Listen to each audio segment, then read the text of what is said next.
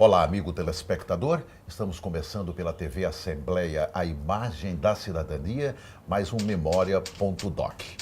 Hoje, um programa que eu diria especialíssimo.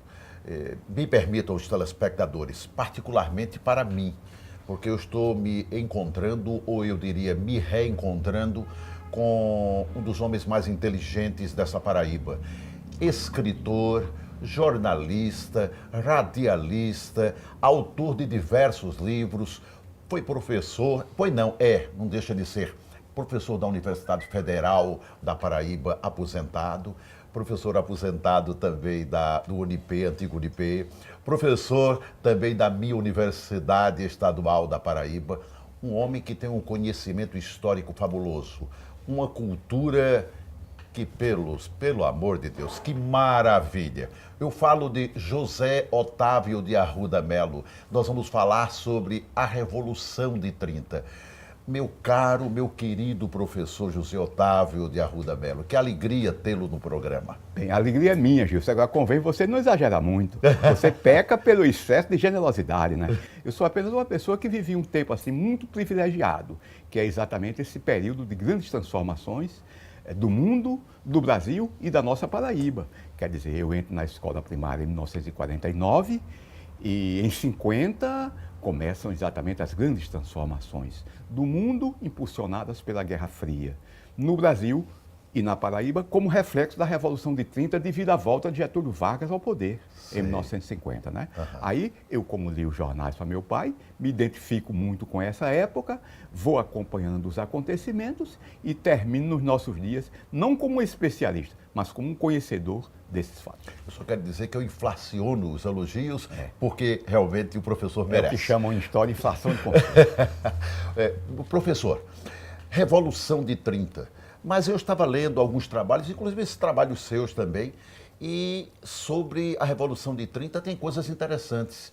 Uns fatos que antecederam a Revolução de 30 que eu queria que o senhor comentasse. Aquele movimento tenentista, a criação do Partido Comunista, isso tudo teve influência para o acontecimento da Revolução de 30? Influência total, porque a Revolução de 30, como todo acontecimento histórico, não é um acontecimento, não é um fato, é um processo. Esse processo se inicia com o final da Primeira Guerra Mundial. O acontecimento que transformou o mundo e, consequentemente, o Brasil, embora o Brasil estivesse na periferia do mundo, foi a Primeira Guerra Mundial. Então, depois da Primeira Guerra Mundial, com a chamada industrialização por substituição de importações, o Brasil começa a se transformar. Então, a década de 20 é uma década muito movimentada, não é? Ela começa, por exemplo, com o movimento modernista, que são essas transformações na área cultural. Ela tem a criação do Partido Comunista na área social, ela tem o advento do movimento tenentista no setor militar, ela tem as transformações da área educacional, no setor pedagógico. Então, tudo isso vem logo depois do Tratado de Versalhes, que encerra a Primeira Guerra Mundial, não é? 1919. Não é? Então, temos uma década de 20 muito movimentada e, ao longo da década de 20, esses acontecimentos vão se manifestando. Né? O Partido Comunista, por exemplo, a que você se referiu, cria uma organização popular que inclusive, participa das eleições, que é o BOC, Bloco Operário Camponês. Não é? O setor educacional é muito transformado em São Paulo e vai esperar o advento da Escola Nova de 1932 com Anísio Teixeira. O modernismo marca profundamente essa década, a ponto de alguns autores, há um crítico chamado Luiz Lafetá que ele diz isso, ao modernismo, que é a arte na Revolução, vai suceder a Revolução de 30, que é a Revolução na arte. Então, nós temos toda essa série de transformações que são, inclusive, calçadas por outros acontecimentos, por exemplo, o craque da Bolsa de Nova York, em 1929. Né? É um acontecimento que afeta muito o Brasil, porque o Brasil estava na periferia do sistema capitalista.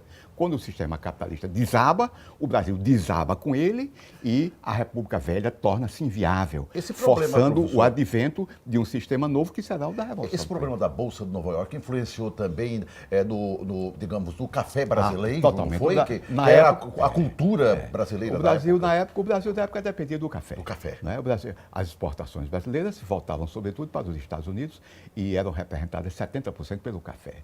De maneira que o café era produzido, sobretudo, em São Paulo. Né? O Paraná ainda não tinha ainda despertado, não tinha despontado. Nós tínhamos o chamado Pacto do Café com Leite, Minas São Paulo, que é um país produtor de café e leite, mas sobretudo de café. Não é? São Paulo cresce muito, dispensa o apoio de Minas Gerais. Isso é um acontecimento que vai levar à Revolução de 30, porque o pacto era Minas-São Paulo. Um mineiro fazia um presidente gaúcho, um mineiro fazia um presidente paulista e vice-versa. Mas, quando chegou em 1926, a posição de São Paulo tinha se fortalecido tanto, a exportação de café mineira se processava pelo Porto de Santos, que era um porto de São Paulo. Então, por conta disso, São Paulo dispensa a cobertura de Minas Gerais e, por conta disso, Minas Gerais vai se opor ao sistema capitaneado por São Paulo, vai criar a Aliança Liberal com o Rio Grande do Sul, com a Paraíba, e a partir daí nós já estaremos dentro da Revolução 30. Aqueles que mudaram a história no final do século XX, com o surgimento dessa revolução, eu pergunto, aproveitaram-se também, parece-me, com a morte de João Pessoa, para servir como um gancho para que eles se rebelassem? Bem, não há a menor dúvida de que nós temos na história dois níveis de abordagem. Né? Um é o nível estrutural, que é esse a que eu já me referi, os grandes acontecimentos militares, pedagógicos, sociais.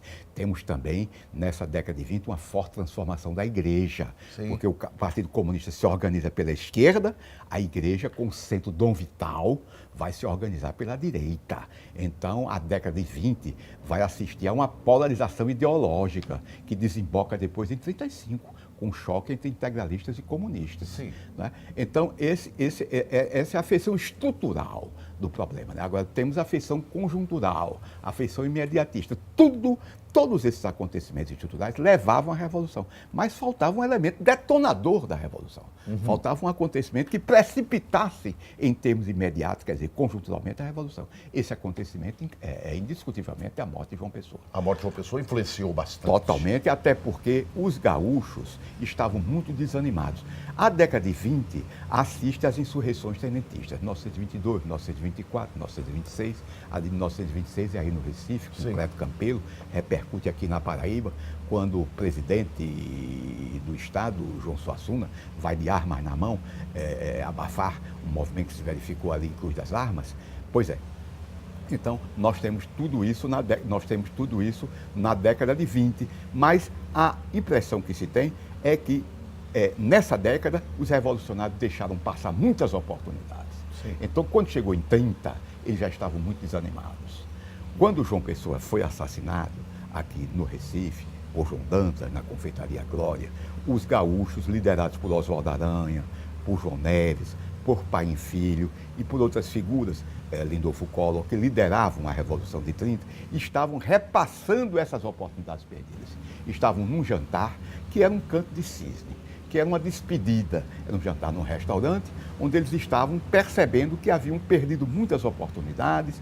Prestes já havia se separado dos tenentes, Siqueira Campos tinha morrido. Então a Revolução, essa expressão é de Góes Monteiro, que tem um palavreado muito pomposo. A Revolução estava em adinamia. Eu fui ao dicionário ver a dinamia, estava em declínio. Em declínio. Estava em declínio. Eles estavam exatamente repassando as oportunidades perdidas e verificando como era difícil agora recompor os liames de uma pretendida revolução. Quando chegou nesse banquete a notícia da morte de João Pessoa, a transformação foi completa.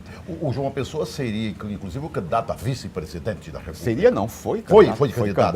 Foi candidato, exatamente. Contra Raul Soares da Bahia. Exato. As duas chapas eram, pelo lado do Catete, o Washington Luiz e Vital Soares, da Bahia. Não é? E pela Aliança Liberal, Getúlio Vargas, que era gaúcho, e o João Pessoa, paraibano, com apoio de Minas Gerais. Então, o João Pessoa realmente era uma figura que sensibilizava muito o Brasil, por causa do tipo de experiência que ele estava realizando. Eu tenho um livro, A Revolução Estatizada, onde eu exatamente chamei a atenção para isso. A Revolução de 30 aqui motiva vários tipos de análise. A minha análise institucional, e eu mostro que o tipo de administração realizado por João Pessoa precede o que Getúlio vai fazer no Plano Nacional. Getúlio, evidentemente, com outras possibilidades. É a montagem de um novo tipo de Estado. Sim. É a centralização política, é o autoritarismo, é a centralização econômica, é o autoritarismo político, é o corporativismo social. Tudo isso que vai constituir... Um autoritarismo também, professor, administrativo? Administrativo e político. A Revolução de 30 é política e administrativamente autoritária, socialmente corporativa e economicamente modernizadora. Esses vetores que vão ser levados ao Plano Nacional por Getúlio foram ensaiados na Paraíba por João Pessoa. A experiência de João Pessoa precede 30.